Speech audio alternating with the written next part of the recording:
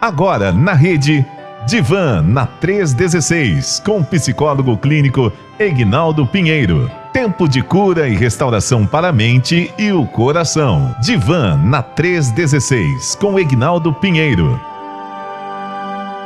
Hoje é quinta-feira e quinta-feira, você sabe, é dia de estarmos aqui no Divã da Rede com o nosso queridíssimo doutor Egnaldo Pinheiro, né? É isso mesmo, então, o nosso queridíssimo doutor Egnaldo Pinheiro, como acontece todas as quintas-feiras, e hoje, claro, não vai ser diferente, porque ele já está aqui com a gente e eu estou aqui rimando, tá vendo aí, ó? Doutor Egnaldo, bom dia, querido, tudo bem? Tudo em paz? Bom dia, pastor Elber, tudo em paz? Hoje está poético, né?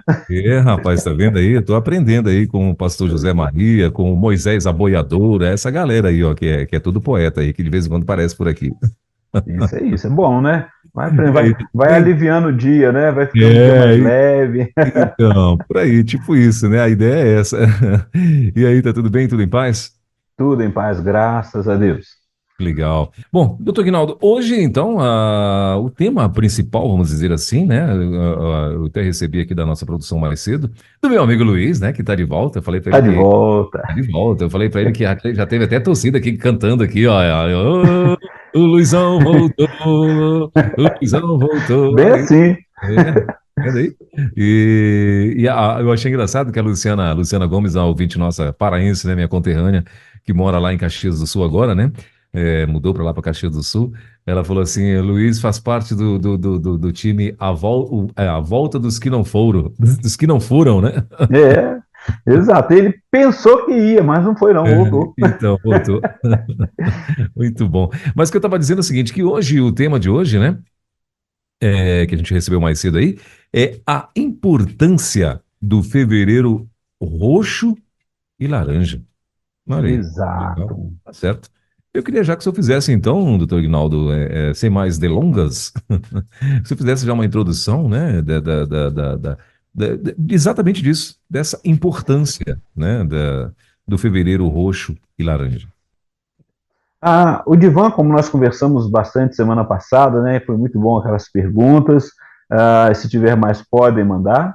E uma importância do Divan também é estar informando sobre as campanhas que de cada mês, a campanha anual que a gente tem, da prevenção, da questão da saúde e qual é a importância de observarmos isso. Nós vemos, se procurarem, os nossos ouvintes podem procurar na rede social, vai procurar lá no YouTube, vai encontrar sempre os anúncios da Organização Mundial de Saúde, trazendo as importâncias a questão de cada campanha, cada mês. Às vezes nós não damos a devida importância para as campanhas. E elas são importantes porque elas trazem um foco para auxiliar. Por que existe a campanha? A campanha existe porque existe a questão do adoecimento. Esse adoecimento ele é físico, neurológico, mental e precisa ser cuidado a família, a pessoa que passa por ela.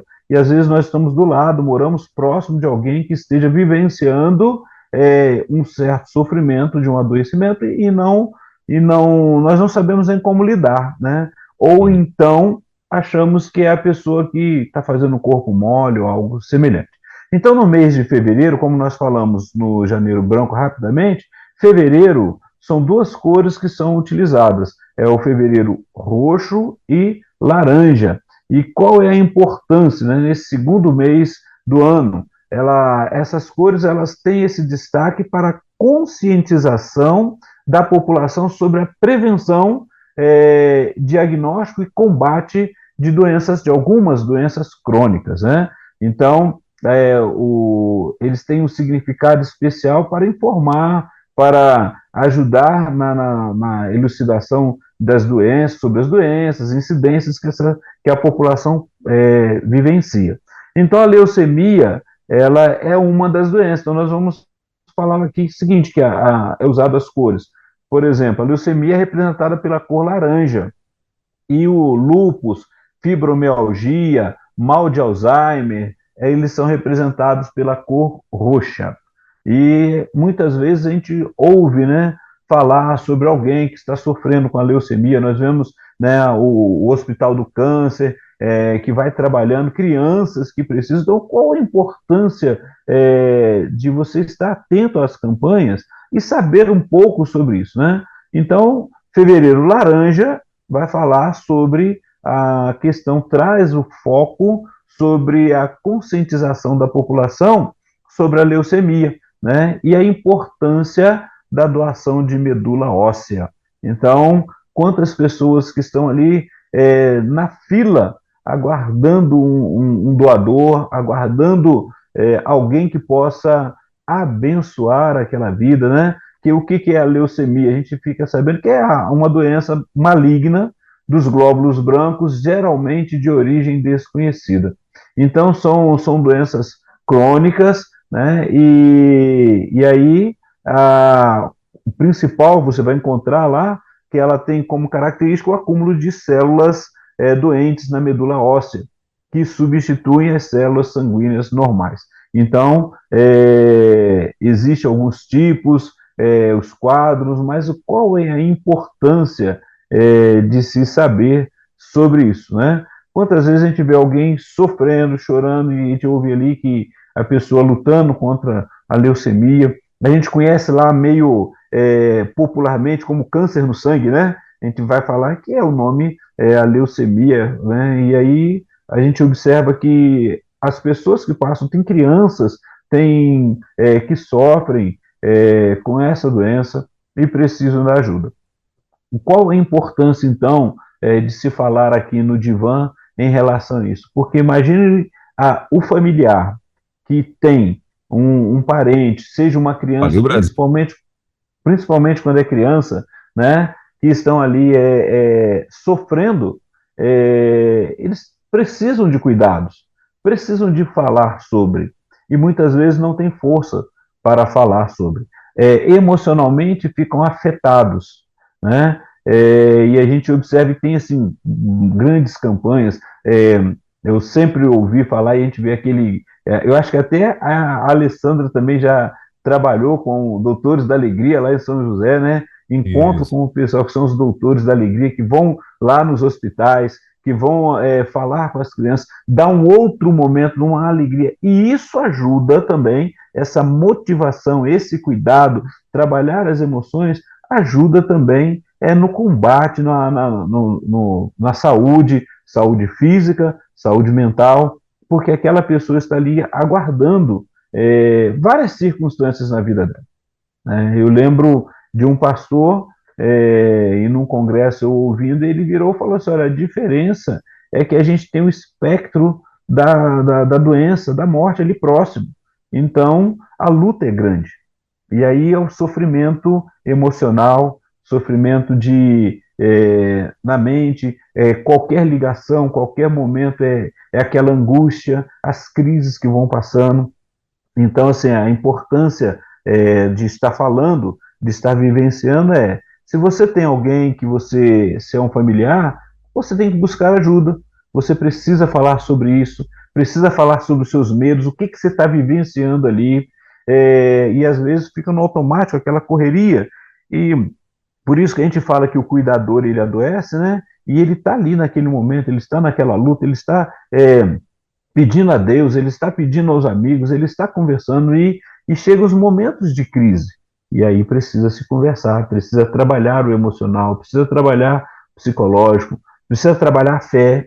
Tudo isso vai envolvendo, né? E aí a gente observa que uma dessas doenças, né, que é o Fevereiro Laranja, ele traz essa conscientização e traz a conscientização para aquele grupo de pessoas que têm tanto a faixa etária propícia à questão de saúde, para se tornarem doadores, para ajudar outros, para buscar aliviar a dor daquele que está precisando.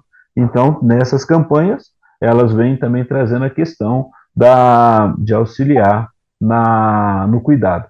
E aí, se tiver algum ouvinte, tiver algum participante conosco aí que esteja passando por essa situação e quiser dar o seu testemunho sem se identificar, fique à vontade, o pastor Elber vai falar aí o contato para entrar em contato com a gente. Muito bem. E, doutor Guinaldo, assim, a gente vê que existe uma certa. Eu não sei se é o medo, né? Eu posso dizer até que pode ser o medo mesmo, né? Que quando as pessoas descobrem esse tipo de enfermidade, né? De doença e tal, algumas pessoas entram num nível de desespero, né?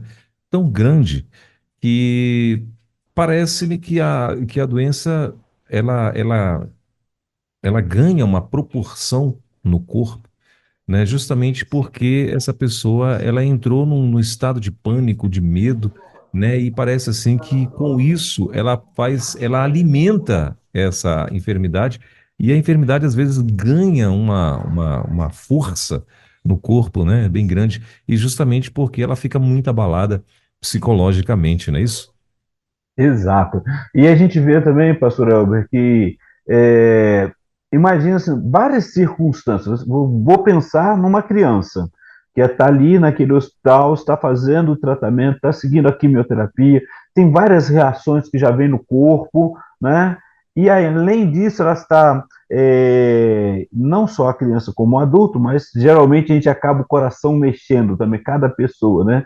Mas a pessoa que está ali hospitalizada para o tratamento ela está cerceada da liberdade que ela ou já vivenciou ou gostaria de vivenciar.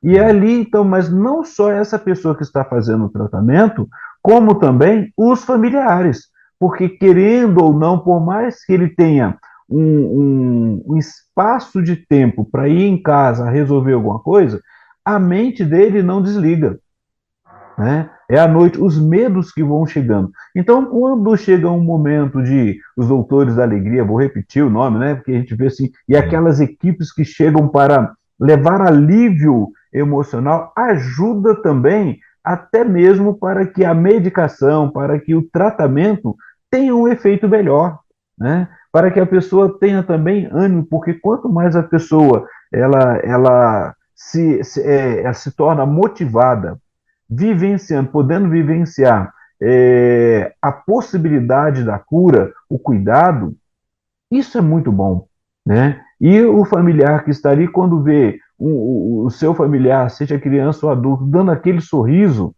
isso alegra muito o coração. Então, assim, tanto a questão de quando ele fica sabendo que tem alguém que está doando a medula, que está auxiliando ali naquele tratamento, alegra o coração, como também quando ele pode tirar aquele foco da dor e trazer um momento de prazer, de ouvir um sorriso, de ver uma brincadeira, de ouvir uma música, ele vai se sentindo melhor também. Então, a questão da leucemia, ela depende muito, né, tanto da compatibilidade, tudinho, que, por isso que é a parte clínica, é a parte médica que vai trabalhar, mas principalmente que tem essa doação da medula óssea. Então, fevereiro é o momento da campanha, se vê os cartazes, a mídia vai falando, e você que pode fazer isso, que tem o desejo de fazer isso, seja um doador. Aproveite esse momento. Traga alívio, um bálsamo para alguém. A gente pode fazer isso muito mais, ir além daquilo que a gente tem. Doutor Guinaldo, tem uma perguntinha aqui para o senhor. É uma pergunta na área médica mesmo, né? Mas é tranquilo, a pessoa está perguntando o seguinte: Doutor Guinaldo, eu tenho uma dúvida. O que é medula óssea? E se o doador se desfaz, e se o doador se desfaz de uma parte do corpo, como o rim, por exemplo, ou é ligado apenas ao sangue? Olha, a medula óssea, né? Quando a gente faz a pesquisa lá, ele vai trazer justamente o que é necessário para fazer a medula, né? Que são os linfomas que vão aparecendo para poder se trocar. Então ele vai mostrar que a questão da idade, tudinho, aí fala que a coleta de 5 ml de sangue é suficiente para identificar as características genéticas que serão cruzadas com os dados do paciente que necessita da doação. E se for compatível, né, ele se cadastra e a pessoa vai tirar né, já é da medula óssea mesmo, né? Os voluntários, olha só, está diretamente vinculado com o centro de hematologia, a hemoterapia, lá, esse artigo que eu te busquei foi lá de Santa Catarina, e está diretamente vinculado ao Registro Nacional de Doadores Voluntários, e a pessoa interessada em se cadastrar deverá se dirigir a uma das unidades desses hemonúcleos, né? E aí recebe as orientações do cadastramento. Não é como tirar um rim, não é como tirar uma parte do corpo, é a medula. A gente tem uma palavra assim, eu não posso. Trocando em miúdos, né, doutor Ignaldo, assim, na verdade é um líquido, é apenas um líquido que ela está preocupada se vai doar alguma coisa, como se fosse o rins. Não, é um líquido Não. líquido ele vai, a pessoa que doa esse líquido ele vai ser reconstituído, né? Então é um líquido que é Isso, tirado normalmente de alguma parte da coluna da isso. pessoa, né? Então esse líquido tira e coloca na pessoa que precisa, né? Que vai precisar, que é compatível e tal, né? Que é o caso da leucemia. E ultimamente, né, doutor Ignaldo, não é só a leucemia, tem outros tipos de cânceres também, que a medula óssea também tem ajudado, né? Porque o que é que eles fazem com esse transplante? Eles meio que resetam a pessoa que precisam, para você entender, né? A pessoa ela vai chegar num nível onde ela vai ficar com a imunidade zerada, né? Então eles vão zerar aquela imunidade, né? E depois chega com a medula óssea do doador. E aí injeta Exato. essa pessoa, não é isso? E E tem outras enfermidades também que hoje estão sendo também, né, curadas através da medula óssea. medula, né? Inclusive, o que acontece? O líquido está dentro do osso ali, né? A gente vê ali, como seria a gente brincava lá, o tutano, né? Mas na realidade é uma medula que está ali dentro, a gente vê ali, Transplante ele vai, tutano, né? são as células, e aí para poder tranquilizar o nosso ouvinte, quero agradecer sua participação, né?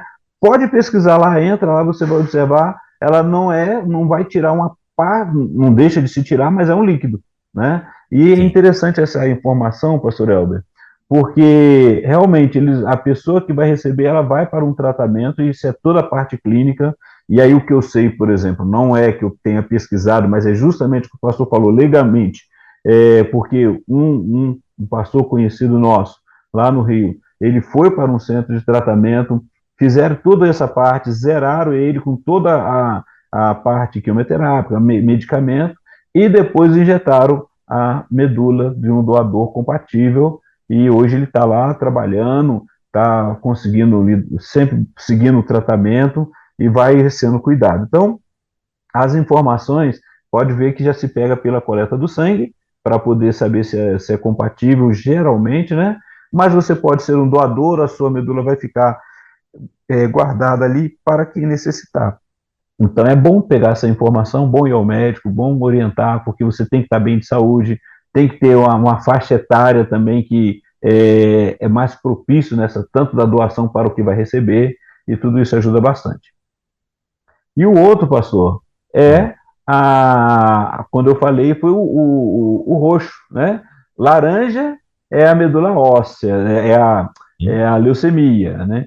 E o fevereiro roxo, que foi criado em Minas Gerais, em 2014, o lema que eles colocaram na época foi: se não houver cura, que ao menos haja conforto, que é para o Alzheimer, fibromialgia e o lúpus, que são doenças crônicas e que não têm cura. No entanto, há formas de controlar e retardar sintomas, além de existir tratamentos que permitem que o paciente conviva com as enfermidades.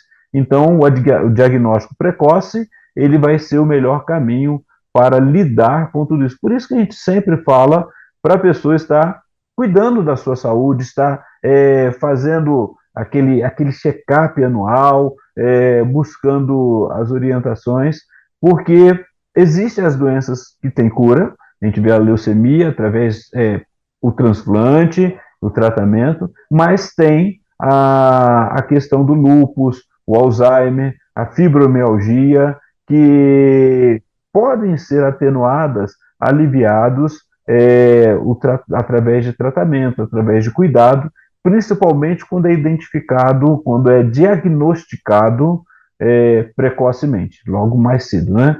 Então, é outra importância.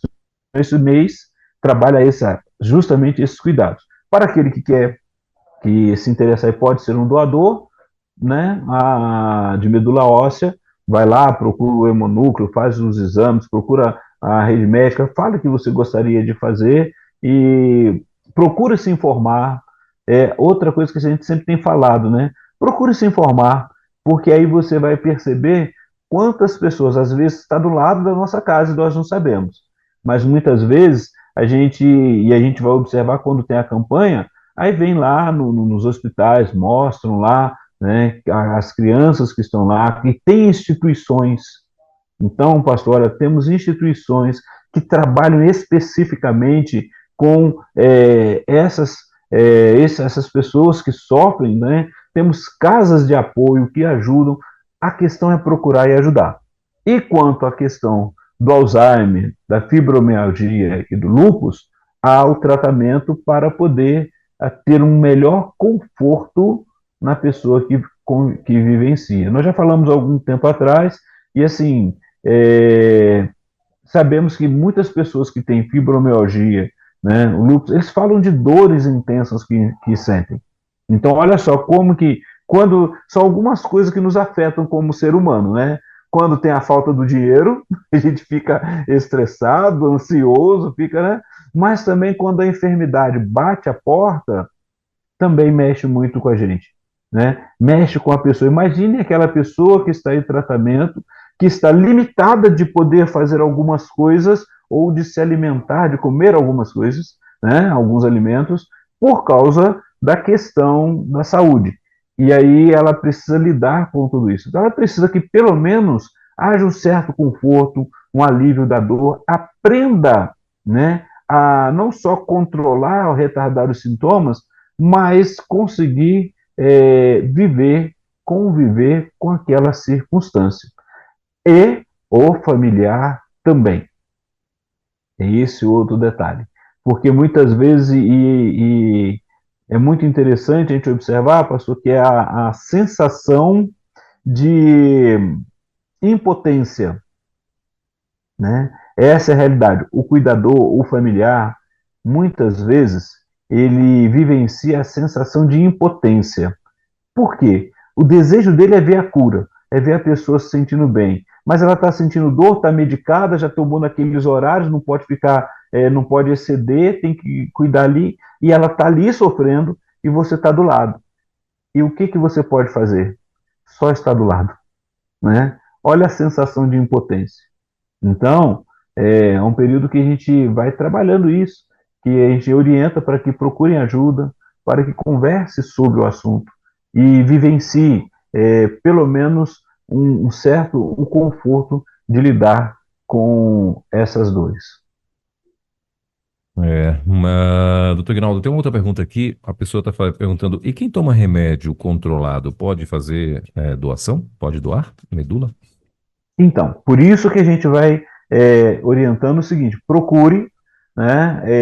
Porque a gente tem duas formas de fazer, né? A primeira, a gente procura e veja se é compatível, e essas perguntas só lá, que na hora de fazer o exame, na hora de dizer, de falar que você quer fazer, ser doador, que vai poder te explicar sobre se pode ou não. Então, eu não vou entrar nessa seara, porque realmente eu não sei, tá? Porque tem casos que você pode e tem casos que não. Igual, por exemplo, a gente sabe assim por alto que pessoas que já tiveram problemas de fugir o nome agora, o nome de uma hepatite, né?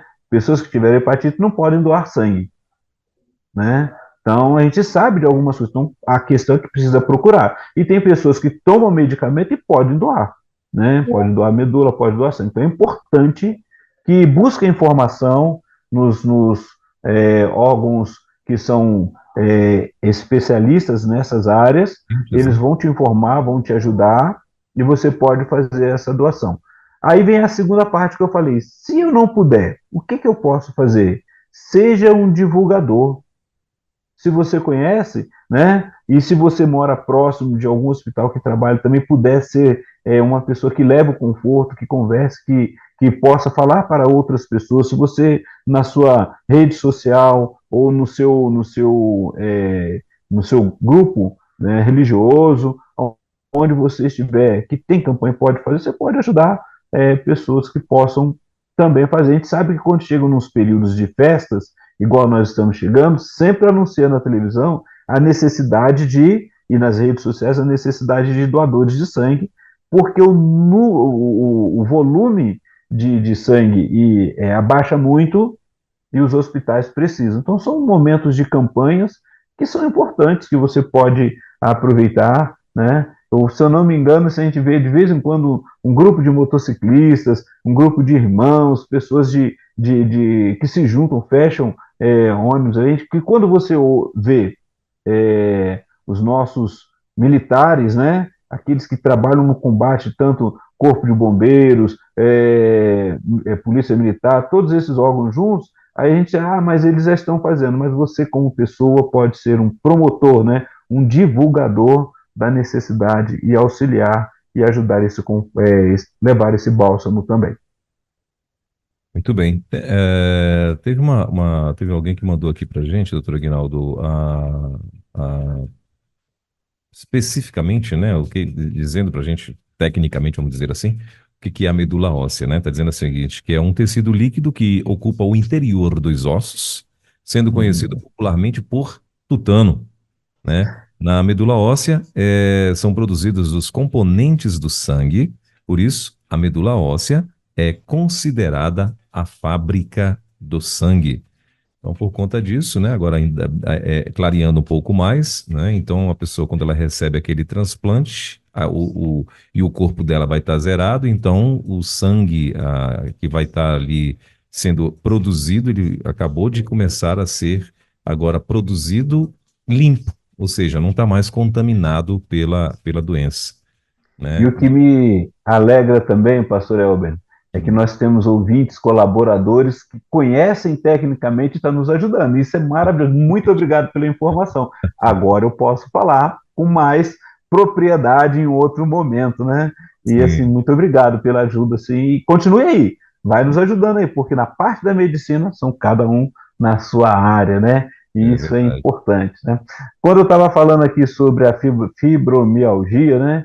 E aí ele vai mostrar que é uma condição que caracterizada por dor muscular generalizada, crônica, que dura mais que 3 meses, então já sabe que já aí vai acontecendo, mas que não apresenta evidência de inflamação nos locais de dor.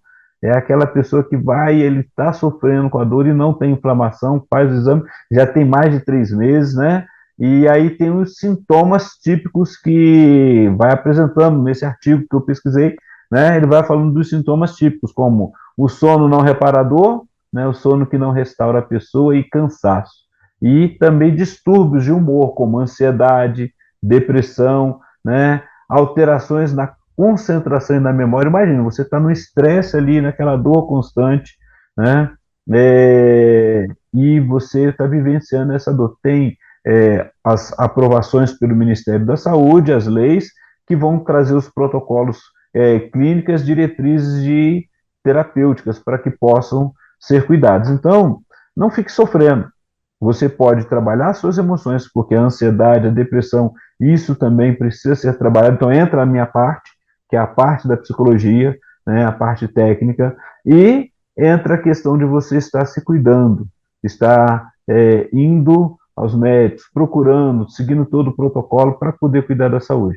Por isso que muitas vezes a pessoa que está vivenciando essas dores, o médico, o clínico, o neurologista, aqueles que estão te cuidando ali, principalmente o médico, ele vai falar, procura um psicólogo, procura trabalhar isso, porque assim é angustiante, é dolorido. E a pessoa que está vivenciando, então nós estamos falando dos dois lados, a pessoa que vivencia e a pessoa que está do lado ali acompanhando, que aí entra essa sensação, às vezes, de impotência, de não poder arrancar aquela dor do outro, né? Aí vivencia uma dor emocional, né? Aquele momento, principalmente quando é uma pessoa que você ama, que você está buscando cuidar, que está ali ao seu lado. Muito bem. Doutor Aguinaldo, você acha que, não sei se o senhor já ouviu falar disso, ou de repente você até tem algum conhecimento científico a respeito disso, mas você acha que as pessoas que inculcam, né, que terão algum tipo de doença, até porque às vezes, né, a mãe teve, o pai teve e tal, e aí ela começa, antes de ela ter qualquer sintomas, ou antes de apresentar qualquer coisa, ela inculca. Lembra daquela atriz hollywoodiana lá, a Angelina Jolie? Ela Hum, amputou os dois seios. Ela amputou porque a mãe tinha problema de câncer. Só que um dos seios parece que não tinha nenhum problema. Só que ela já mandou amputar, né, justamente para evitar se futuramente ela viesse ter, né, que inclusive na época foi uma polêmica, uma bafafá e tal, como assim? E ela estava encucada com aquilo. E não sei, agora eu não sei se o outro seio, se tinha já algum resquício, alguma coisa. Sei que ela foi radical. Ela mandou, foi amputar logo, porque parece que a mãe dela teve um câncer muito brabo. Não sei se a mãe faleceu, também não lembro da história. Mas enfim, o senhor acha que a pessoa que começa a incutir psicologicamente. Eu já conheci também uma outra pessoa que o pai dele tinha morrido de câncer na garganta. E ele era muito impressionado com aquilo. E ele sempre falava também que ele, assim, ele não falava às claras, mas nas entrelinhas, né, que ele provavelmente teria também aquele câncer porque o pai teve, né? E então, não deu outra, batata. Ele teve o câncer e morreu também, de câncer na garganta. E então, o que, sendo que os demais irmãos não. Então, assim, a pergunta é exatamente essa. O senhor acha que a pessoa que incute na cabeça, né, que bota na cabecinha ali, né, que vai ter algum problema, você acha que de fato ela pode vir desenvolver o problema que ela tanto acreditou que teria? então, muitas pessoas acabam demonstrando e vivenciando o Hum, sofrimento da enfermidade daquilo que ele colocou na cabeça, né? uhum, E a gente precisa tomar o cuidado, porque quando você vai ao médico, e o médico vai falar das probabilidades, principalmente porque a gente trabalha com questões genéticas. E se aí na sua família, ele faz aquela anamnese, né, que a gente chama de anamnese, e ele vai conversando com a pessoa e perguntando sobre a família, os avós, os pais, na família, se aconteceu, tem hipertenso, não tem hipertenso, por quê? A probabilidade de acontecer, ela está presente, né? E às vezes você tem toda uma geração que não acontece, acontece na outra, né? Se é algo transmitido geneticamente, se for o caso. E aí eles se trabalham isso. Qual é o problema que muitas pessoas acabam tendo? Porque na família vivenciou, por exemplo, o tio, o pai, e aí, não, então eu vou ter. Né? E isso causa um sofrimento, e também a gente sabe muito bem que a pessoa que vai se predispondo, né? Ela vai colocando isso que é o chamado inculcar ali, ele acaba deixando que o seu organismo comece a trabalhar a favor daquilo que ele está pensando, né? Ou seja, a sua autodefesa, a imunidade, tudo isso precisa ser trabalhado. Por isso que a gente vai conversando sobre a questão, e quando chega no psicólogo, né, a gente sabe que precisa do diagnóstico. O hum, diagnóstico é um rótulo, ele vai te dar ali. Agora, você é além daquele rótulo, você é além daquele diagnóstico.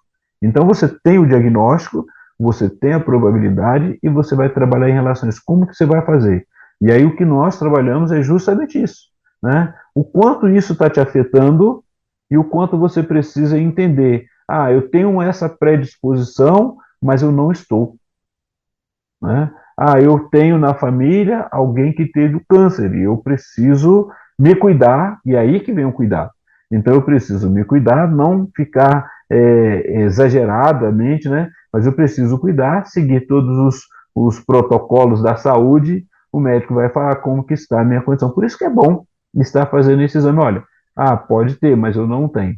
Como também eu já tive contato, isso na graduação, de uma colega que ela teve o câncer de mama, fez e tinha assim, ela é uma pessoa tão animada, uma pessoa tão, a gente fala assim, tão pro alto, né? Ela buscava ajudar os outros e vivenciar que ela, no período que ela teve, a recuperação dela foi muito rápida. Ela fez uma cirurgia de mama no período em que a gente estava de férias. Quando voltou às aulas, ela já estava com a gente e foi contar, né, o que ela vivenciou, a gente trabalhando, porque né? Houve um certo abatimento físico ali, mas ela estava falando, e ela passou pela cura. Ela conseguiu o diagnóstico, conseguiu trabalhar precocemente, fez a cirurgia, e aí vem os outros detalhes, né? Porque uma cirurgia, principalmente de mama, é uma mutilação para a mulher. E aí vem as questões emocionais e precisam ser trabalhadas, porque tudo isso vai afetando, né? A mente começa a trabalhar muitas vezes que assim, eu não tenho solução, eu vou morrer. Ok, você já morreu? Não. Então vamos trabalhar isso aí.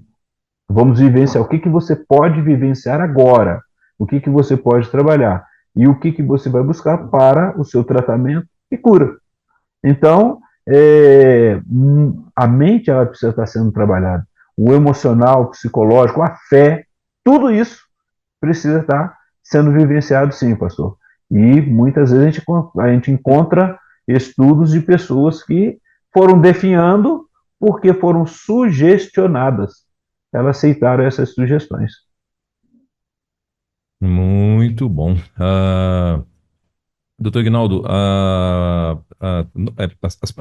o senhor, ainda há pouco você estava falando sobre as pessoas que convivem, né, com as pessoas diagnosticadas, né? E normalmente, principalmente quando a pessoa diagnosticada, ela sofreu muito, né? E, e passou por aquele período difícil mesmo, né? De muito sofrimento e tal. E aí a pessoa que está ali acompanhando, né? Às vezes é o cônjuge, às vezes é um filho, enfim. Aliás, não importa nem o grau parentesco, mas que se importou, que estava cuidando. É, ela também normalmente fica muito abalada psicologicamente, né? E com isso, às vezes, gera até traumas, fobias, né? Ou alguma coisa dentro dessa área psicológica que o senhor vai falar melhor que eu. Aí, o que que se orienta, né, de repente, para essa pessoa que talvez está até nos ouvindo agora, né, que tem esse trauma, que tem essa situação, ou que talvez esteja até vivendo nesse momento essa situação, está convivendo com alguém diagnosticado que está sofrendo muito, né, e tal.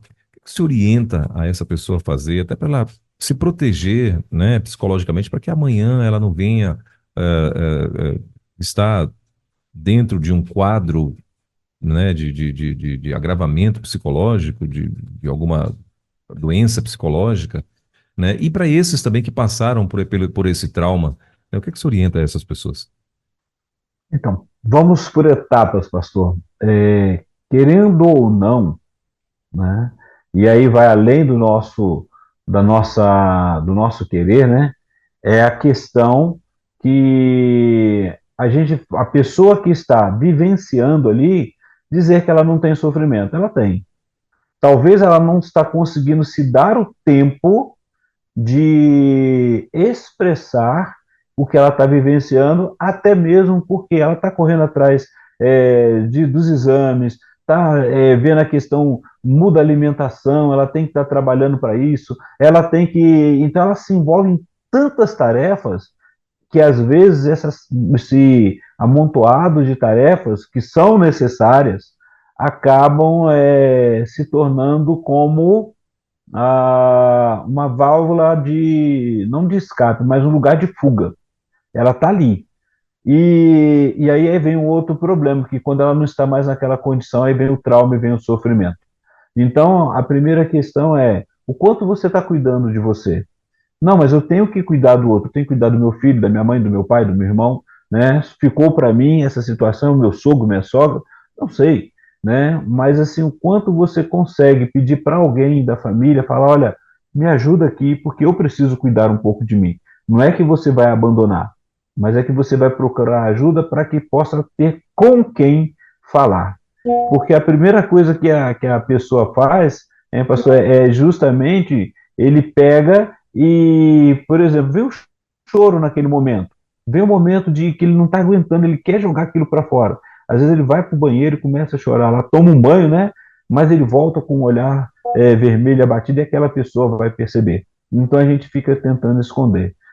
Então, a primeira coisa que é, você está vivenciando isso, busque ajuda, busque trabalhar isso, busque trabalhar o seu fortalecimento emocional, espiritual, cuida disso daí, porque você com certeza vai ter, né, se você tem o seu núcleo, o seu grupo religioso, poder buscar alguém que a gente chama de um companheiro de julgo e um profissional em que você possa trabalhar tudo isso, porque junto com isso vem outros sintomas, né? Primeiro a gente tem o sintoma da impotência, a gente tem aquela questão da raiva que vem, por que está acontecendo, por que é comigo, e aí o que isso está mexendo dentro de você? Precisa ser conversado, para que você, estando ao lado daquele que está em sofrimento, poder ajudar, poder conversar com ele, poder dizer, olha, eu estou aqui, eu sei que está difícil, e eu estou aqui. Às vezes você vai ter que, naquele momento, apenas deixar o outro chorar, esbravejar ou sentir a dor que ele esteja sentindo. Mas você está ali do lado, mas está inteiro, né? Não é fácil, mas é possível. E para aquele que já passou, por exemplo, e vivencia o trauma, a mesma questão. É agora conversar sobre isso, é trabalhar sobre isso, porque os medos ficaram, as dificuldades ficaram, né? As angústias, as noites de sono, os traumas que às vezes não deixam a gente dormir direito, né? A saudade, tudo isso vai mexendo. Então, assim, a melhor questão é ter que nomear. O que é ter que nomear? Poder falar sobre isso, poder falar desse sentimento que foi gerado naquela condição, ou tem sido gerado naquela condição em que você vivenciou. E o medo. Todos nós temos medo. E às vezes o medo a gente tem até aquela fala o seguinte, eu não tenho medo de ficar doente, eu não quero dar trabalho para ninguém. Mas vivenciou isso. Então é uma realidade. Então eu preciso lidar com isso também, pastor. Muito bem. Dentro vamos dizer, desse tempo, né, de prevenção que foi feito, né, ou que as autoridades, elas estimulam as pessoas, né, a lembrar dessas enfermidades, né, que trazendo aí o fevereiro roxo e tal. É, o que existe algum tipo, não sei se o senhor chegou a pesquisar isso, né? Porque também isso é área médica, mas existe algum tipo de prevenção para essas enfermidades? Então, quando eu pesquisei, já pesquisei na questão qual é o tema, né? E aí já tem agora, e quando surge a questão, o Ministério da Saúde, ele cria todo o aparato, todo o cuidado para que possa ter o tratamento. Mas sempre o dito quando você consegue trabalhar isso antes, você vai orientar, como o pastor disse, na área médica, se você tem feito seus exames, sabe que na família tem algo semelhante, você vai cuidar disso antes. Você vai cuidar como? Com alimentação, com o tratamento, se for necessário ali, né, uma melhor qualidade de vida, para que você não vivencie, para que você possa sair, né, dessa questão de que, embora possa ter a doença, mas você vai se cuidar antes. Então, a prevenção é boa saúde, poder estar emocionalmente equilibrado, cuidar de tudo isso dali e os exames em que você vai vivenciando a cada dia com a orientação clínica, como que você pode trabalhar isso aí. Porque quando a doença se instala, agora é trabalhar a melhor forma de buscar o cuidado dele. Então, o que o médico vai fazer? Vai trabalhar as causas. Então, se na família, se é genético ou não, se tem caso, ele vai começar a falar para você, olha, você precisa seguir esse caminho de tratamento. Então, os médicos que vão poder informar a prevenção. Para tudo há uma prevenção. Então, tem a forma. E a outra é o emocional bem cuidado, bem trabalhado. E às vezes a gente se distrai, vai nessa correria e fica difícil. Igual hoje, a gente está vivenciando acho que quase que no Brasil inteiro, né? Pelo menos eu tenho ouvido e tenho visto em algumas, nas redes sociais, a questão do Estado, a volta aí da dengue, né?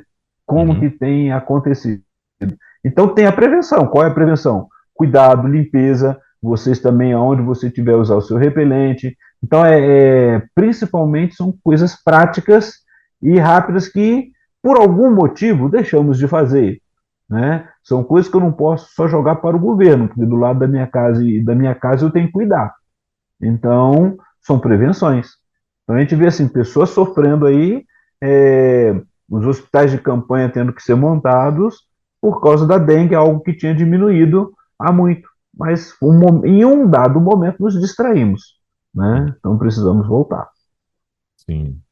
E no tocante às enfermidades, né, doutor Ginaldo, assim, as enfermidades que eu não tenho, mas porém que alguém na minha família teve, e aí eu começo a ficar bolado, eu tenho que ter o cuidado para ter o equilíbrio, né, doutor Ginaldo, assim, nem 8, Sim, nem 80. nem Não posso, 80. como o senhor muito bem falou, eu tenho que, claro, se alguém teve na família, é bom eu estar ali atento, né?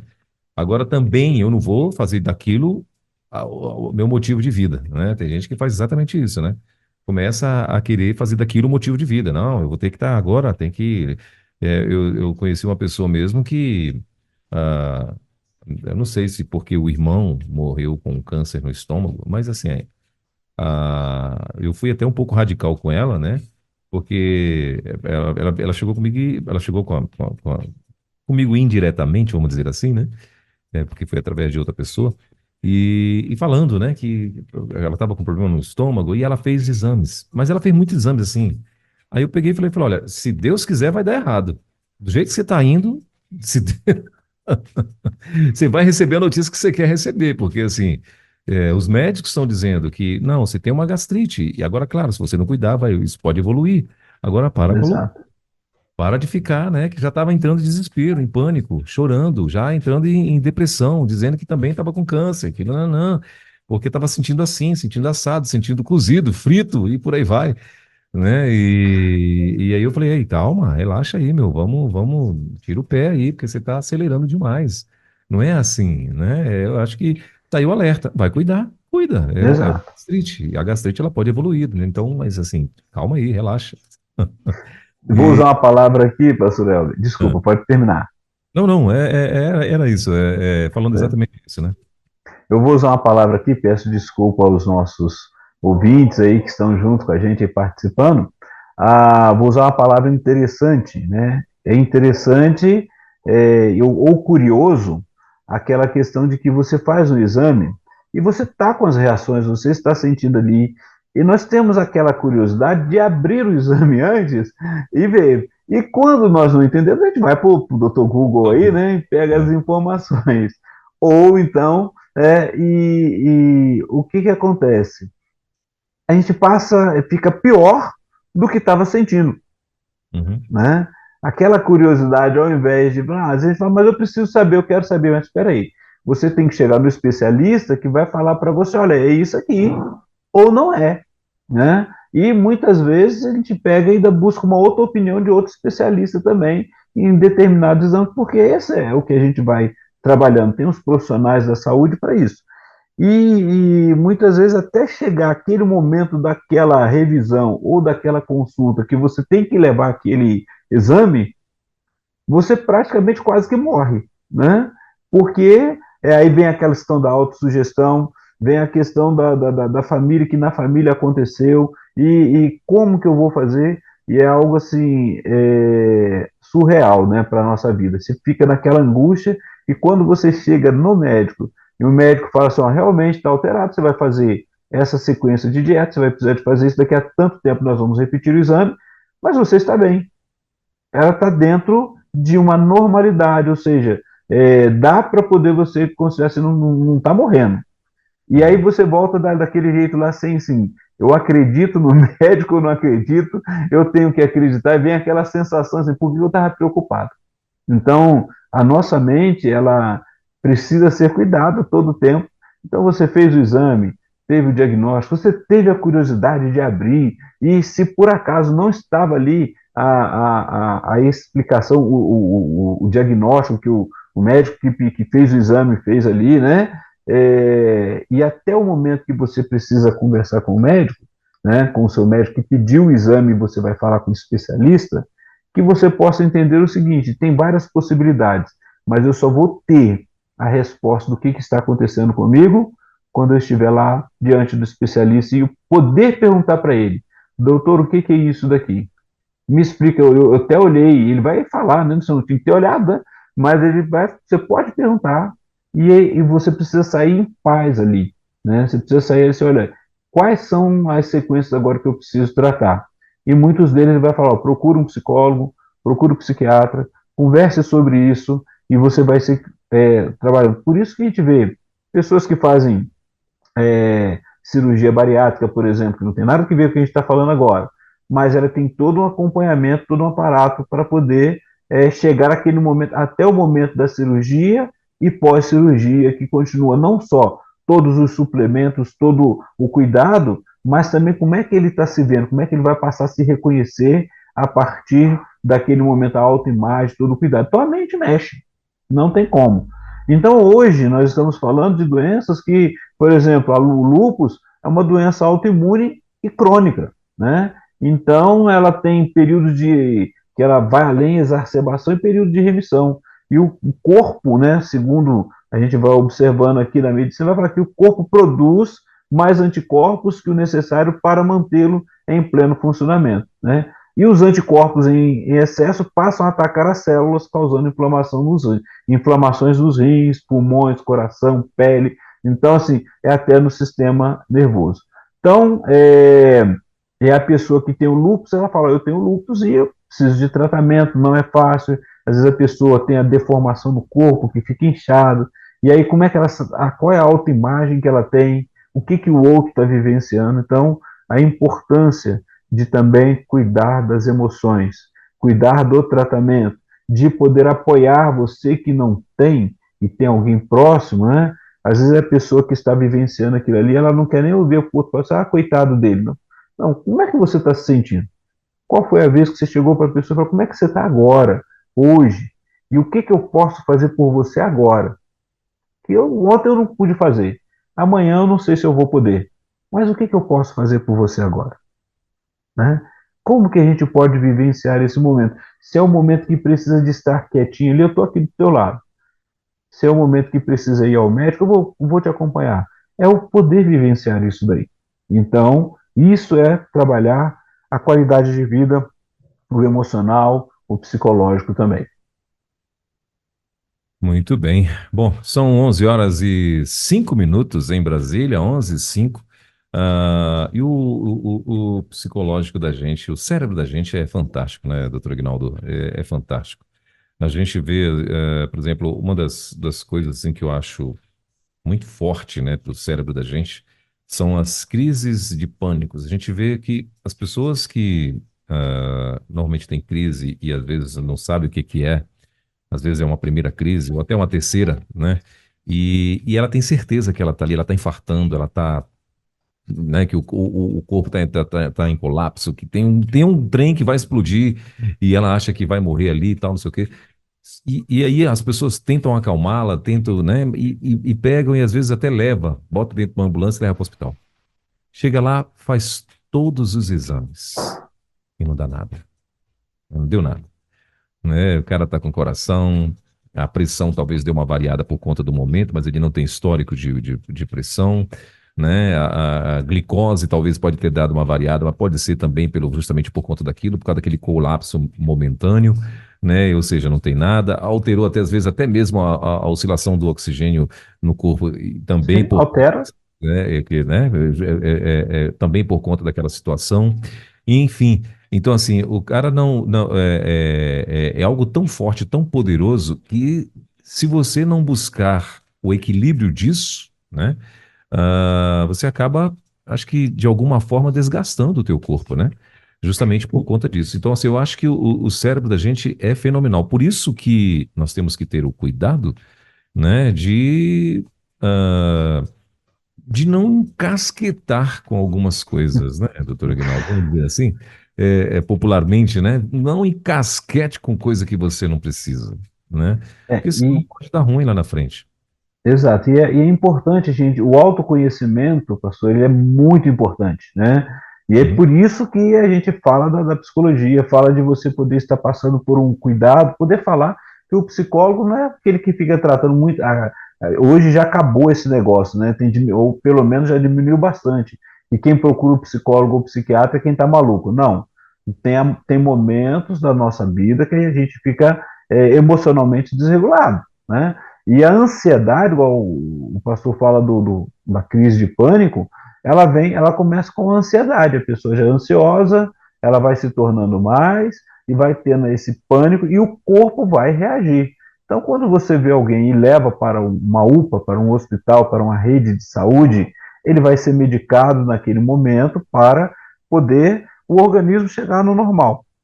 Vai ser orientado, vai falar para ele, olha, você está ansioso, tem isso, o estresse está grande, o que está acontecendo? Você teve uma crise de pânico, e aí ou uma ansiedade está generalizando, você vai precisar de tratamento.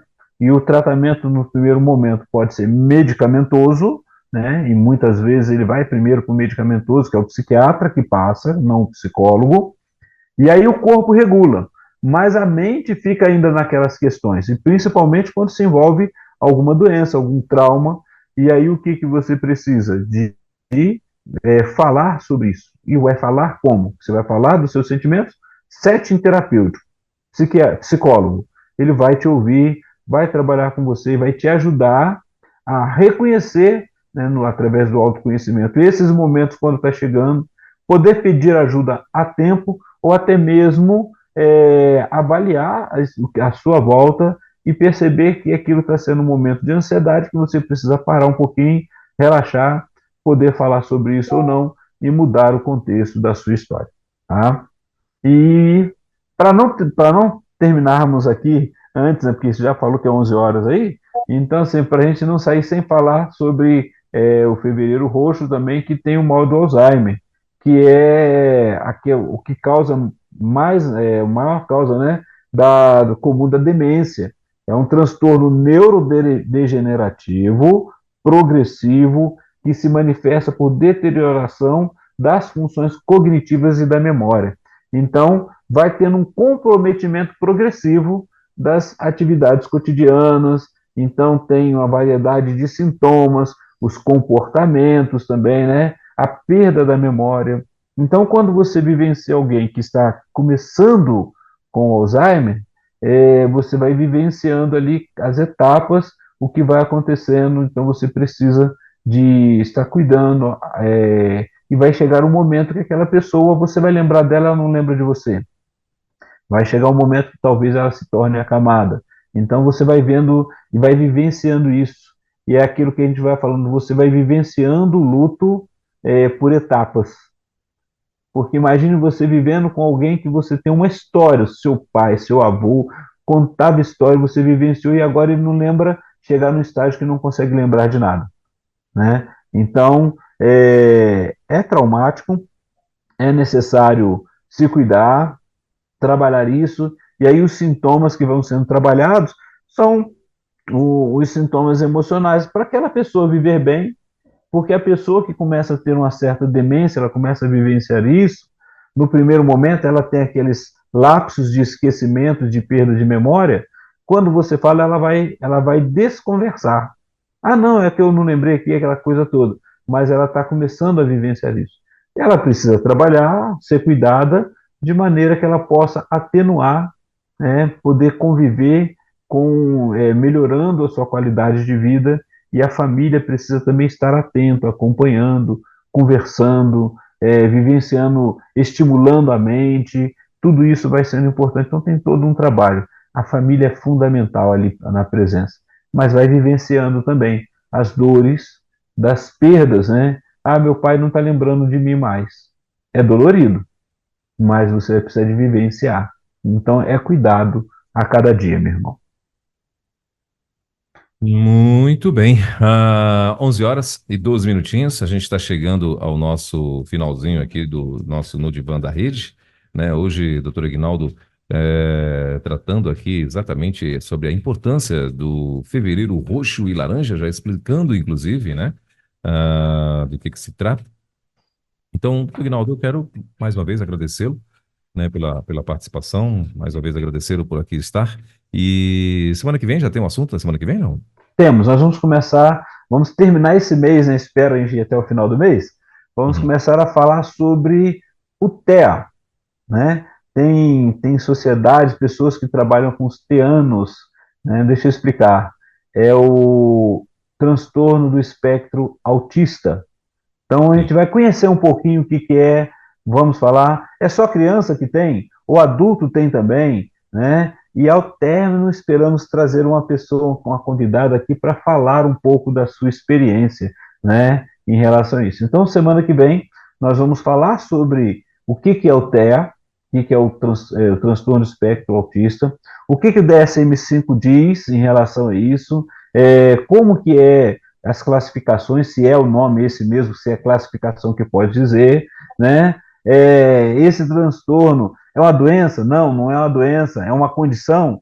Então a gente vai trabalhar e gostaríamos muito de você que vivencia essa história na sua família, também pudesse participar, dar o seu testemunho, não precisa falar o nome, mas pode também nos falar como é viver, porque tudo que nós sabemos, nós conhecemos através de pesquisas, de contato, né, a forma de lidar, mas assim, a pessoa que vivencia, ela precisa estar atenta. E isso vai entrar também, por exemplo, uma criança, quando ela vai para a escola, ela pode estudar, não pode estudar, qual é a condição?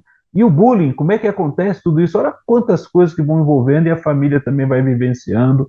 Então, nós vamos começar falando, né? E possivelmente nós vamos terminar os últimos programas, esses 3 programas seguintes, falando sobre esse tema nesse final de mês. Ok, pastor? Maravilha, é isso aí. Então, programação já aí especificada para os próximos encontros nesse mês, né? E aguardamos você que está aí ligado com a gente também por lá, para estar aí, com certeza, sendo abençoado com mais um no Divã da Rede. Doutor Aguinaldo, obrigado, querido. Deus abençoe, bom fim de semana. Tchau, tchau. Valeu. Abraço, queridão. Deus abençoe e até quinta-feira. Você ouviu Divã na 316, com o psicólogo clínico Eguinaldo Pinheiro. Ouça o podcast Divã na 316, tempo de cura e restauração para a mente e o coração. Acesse agora a nossa plataforma rede316.com.br.